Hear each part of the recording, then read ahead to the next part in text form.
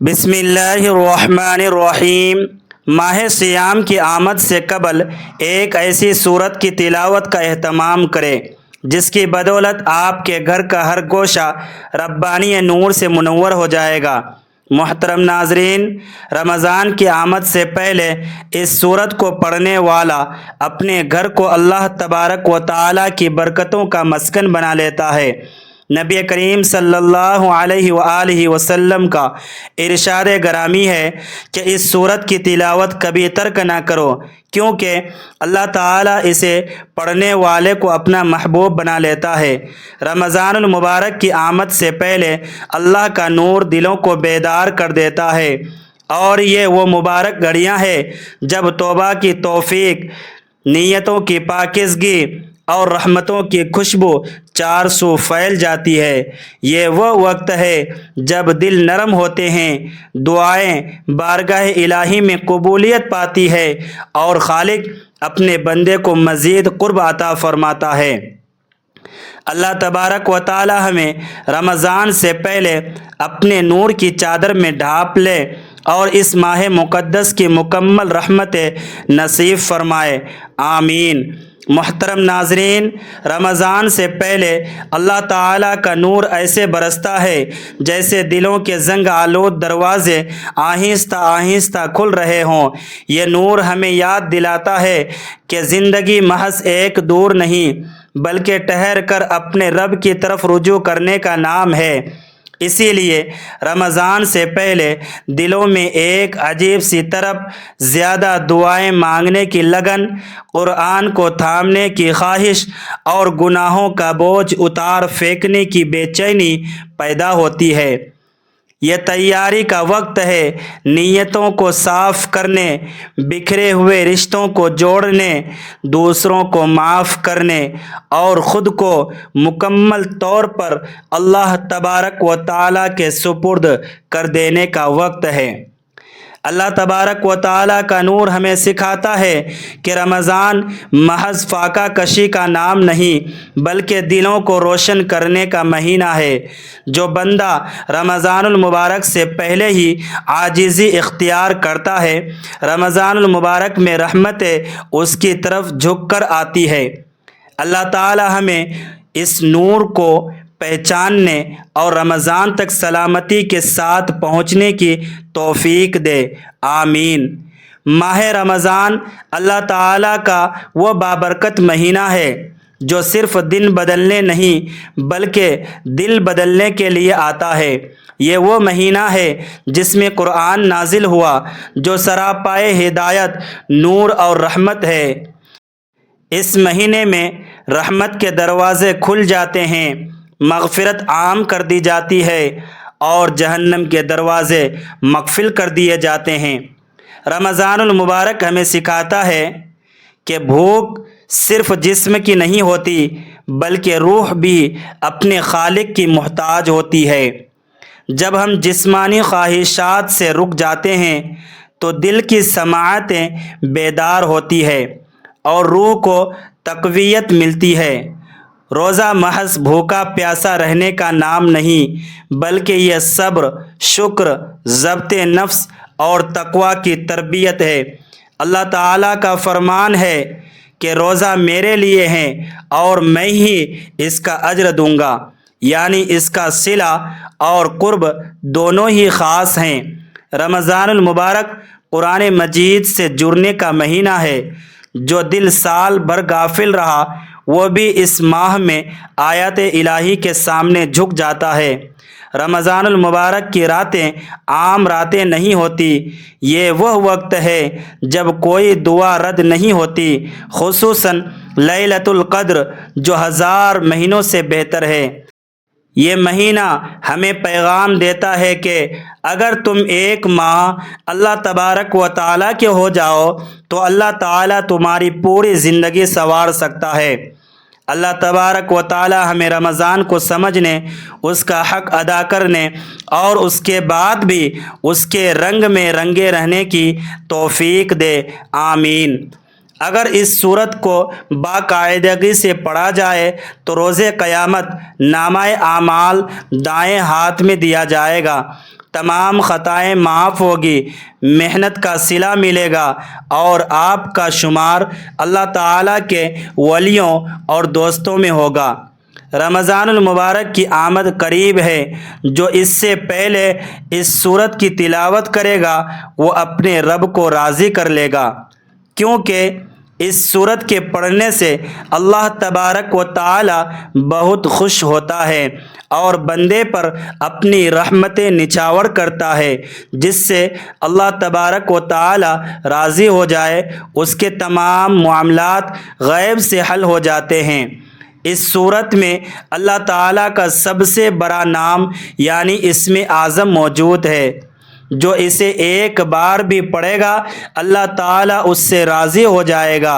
اگر آپ اپنی دعائیں قبول کروانا چاہتے ہیں، حاجات کی تکمیل چاہتے ہیں اور گھر میں برکت و رزق کے طالب ہیں تو شعبان کے ان آخری ایام میں اس سورت کی تلاوت لازمی کریں۔ محترم ناظرین، اس وظیفے کو آپ دن یا رات کے کسی بھی حصے میں پڑھ سکتے ہیں، چاہے دکان پر ہوں، دفتر میں ہوں یا کاروبار پر۔ اسے ہرگز نہ چھوڑیں، کیونکہ شعبان کا پورا مہینہ برکتوں والا ہے اور اس کی ہر گھڑی قبولیت کی گھڑی ہے۔ غیب سے فضل کے دروازے کھل جائیں گے اور کامیابی و رزق کی ایسی بارش ہوگی کہ آپ خود حیران رہ جائیں گے۔ آپ رب کریم سے اپنے مقدر کی بہتری مانگیں گے تو انشاءاللہ ہر حاجت پوری ہوگی۔ شعبان، جسے حضور پاک صلی اللہ علیہ وآلہ وسلم کا مہینہ کہا جاتا ہے، اس میں یہ خاص وظیفہ آپ کی زندگی بدل سکتا ہے۔ اگر آپ نے آج اسے لاپرواہی میں چھوڑ دیا تو شاید پورا سال ایسا موقع نہ ملے۔ 1 منٹ کا یہ وظیفہ آپ کی نسلوں کو محتاجی اور لوگوں کے طعنوں سے بچا سکتا ہے۔ اللہ والو، ہمارا مقصد دکھی انسانیت کی خدمت ہے۔ یہ آزمودہ وظیفہ آپ کے نصیب چمکا دے گا اور بند دروازے کھول دے گا۔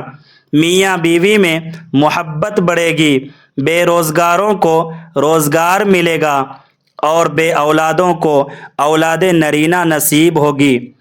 یہ سینے کا راز ہے جو میں آپ کے حوالے کر رہا ہوں۔ آپ اسے سفر میں ہو یا حضر میں لازمی پڑھیں۔ اگر آپ قرض دار ہیں تو مایوس نہ ہو، اللہ تبارک و تعالیٰ کے ایک کن سے پہاڑ جیسا قرض بھی اتر جائے گا اور آپ رزق و برکت سے مالا مال ہو جائیں گے۔ جو لوگ رزق کی تنگی یا کاروباری بندش سے پریشان ہیں اور ڈپریشن کا شکار ہو چکے ہیں، وہ تمام کام چھوڑ کر یہ 1 منٹ کا وظیفہ لازمی کریں۔ اسے توجہ، دھیان اور کامل یقین سے پڑھنا شرط ہے۔ محترم ناظرین، ایک زاہد شخص کا بیان ہے کہ دوران حج انہوں نے ایک خاتون کو دیکھا جو بغیر زاد راہ اور سواری کے توکل پر چلی جا رہی تھی۔ جب اس سے پوچھا گیا کہ تمہارے پاس سامان کیوں نہیں، تو اس نے کہا کہ اگر کوئی مہمانی پر بلائے تو کیا مہمان اپنا کھانا ساتھ لاتا ہے؟ اللہ تبارک و تعالیٰ کی مہمانی اس سے کہیں بڑھ کر ہے۔ جب وہ حرم پہنچی تو کعبہ کی چوکھٹ پر سر رکھ کر جان خالق حقیقی کے سپرد کر دی۔